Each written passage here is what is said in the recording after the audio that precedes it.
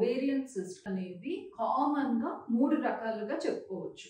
Most common వచ్చేసి simple cyst, next common వచ్చేసి endometriotic cyst, followed by complex cyst. Simple ovarian cyst కి అసలు ఎలాంటి ట్రీట్మెంట్ అవసరం లేదు. అది మనకి ఇన్సిడెంటల్ గా కనబడుతుంది. అదంతకదే పీరియడ్స్ 2 నుంచి 3 పీరియడ్స్ లోపల మనకు అది డిసపియర్ అయిపోయే ఛాన్స్ కూడా ఉంది.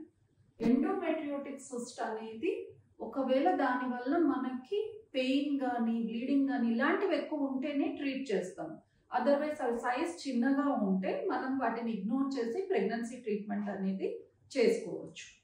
అండ్ ద థర్డ్, ఇవి కొంచెం రేర్గానే చూస్తాం, కాంప్లెక్స్ సిస్ట్ అంటారు. వీటిలో మనం డర్మాయిడ్ సిస్ట్, ఒక్కొక్కసారి మాలిగ్నెంట్ ఒవేరియన్ ట్యూమర్స్, ఇవన్నీ కాంప్లెక్స్ సిస్ట్లో వస్తాయి. ఇలాంటివి ఉంటే మాత్రం ఖచ్చితంగా వాటిని ఫర్దర్ ఎవాల్యుయేట్ చేసుకొని సర్జరీ చేయించుకోవడం చాలా ఇంపార్టెంట్.